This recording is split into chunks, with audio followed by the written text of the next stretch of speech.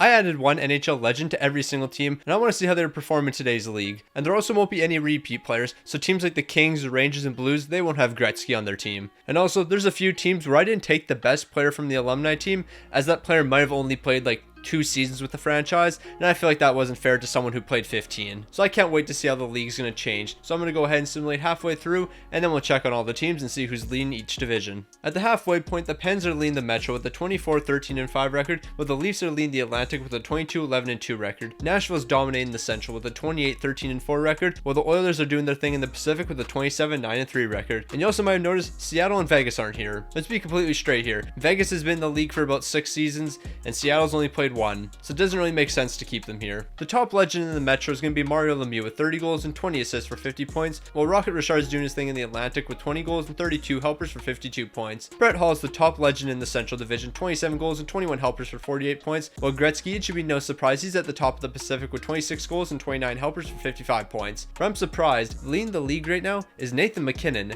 Out of all these legends, Nathan MacKinnon's still coming out on top. Wouldn't have expected that. Now that we have an idea of how every team's doing, I'm going to go ahead and simulate to the end of the season, and then we'll see who hoists the cup. Also, if you haven't already, make sure you subscribe and turn notifications on so you can see more videos like this. When the season came to an end, the Pittsburgh Penguins are finishing first in the Metro with a 46-27-9 record, while the Leafs are finishing first in the Atlantic with a 49-27-6 record. St. Louis is dominating the Central with a 50-23-9 record, and of course, the Oilers at the top of the Pacific with a 54-22-6 record, and they're also at the top of the league. So now we're going to quickly go over every single legend. Teemu Selanne had a great season with the Ducks. He's picking up 82 points, consisting of 19 goals and 63 assists, while Shane Doan, he's only picking up 55 points. To be fair though, this isn't a good Arizona team, and even he couldn't save them. Ray Bourque had a great season as a defenseman, potting 16 goals and picking up 37 helpers for 53 points.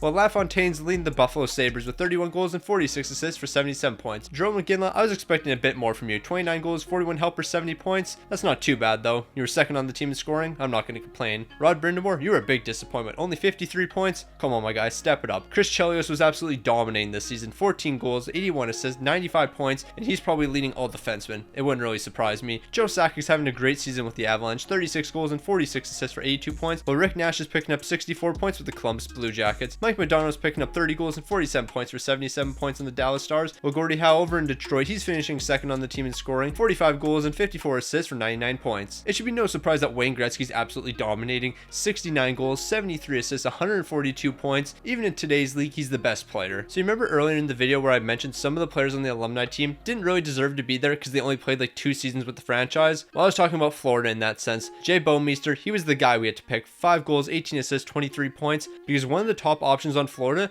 only played like 63 games with the franchise. Why are you on their alumni team if you only played 63 games? That doesn't make sense to me. I get you're technically one of the best players to ever play for them, but you were 40 years old when you played, my guy. That shouldn't count. Dionne's going to be leading the Kings, 33 goals and 52 assists for 85 points, while Granlund, he's leading the Minnesota Wild. Alright, there was so few choices to pick from. Like, I'll put it up on screen right now. This is their alumni team. He was literally the best option outside of a goaltender. So I can't control that. Don't blame me. Maurice Rocket Richard, I was expecting you to pick up a few more goals, but you're picking up 88 points, so I'm not going to complain. Nashville's another team where it didn't really make sense to add anyone other than Scott Hartnell. He's picking up 16 goals and 27 helpers for 43 points. But I do want to mention, there is one player on this alumni team, I can't remember who it was, played 16 games with the franchise. 16 games, and he's on the alumni team. Somebody explain that to me, because it makes no sense. How did you play 16 games for a franchise, but EA's like, oh yeah, you played 16 games, so you definitely have to be on their alumni team. Bro played 16 games more than me. Can I be on Seattle's alumni team then? Doesn't make any sense. Niedermayer's having a decent season with the Devils, 6 goals and 44 helpers for 50 points, while Potvin's absolutely dominating with the Islanders, 69 points, 6 goals, 63 assists. You love to see it. Martin Messier is going to be carrying the load for the Rangers, 25 goals and 57 assists for 82 points, while Daniel Alfredsson, he's finishing third on the team in scoring, 21 goals, 59 helpers, 80 points, nothing to be ashamed about. Eric Lindros had a great season with the Flyers, 32 goals and 57 helpers for 89 points, while Mario Lemieux absolutely dominating, 50 goals, 49 assists, 95 points. Keep up the great work, my guy. Dan Boyle is going to be the top legend on the Sharks. He's picking up 11 goals and 50 assists for 61 points, while Brett Hall is one of the few players cracking the 100-point mark. 55 goals, 45 assists, 100 points. Keep in mind, scoring frequency is on high. Marty St. Louis, I was expecting a lot better from you. 70 points only. Come on, my guys, step it up. Matt Sedin, 25 goals, 54 assists, 79 points. I mean, you were on the second line. Nothing I can complain about. Heading over to Vancouver,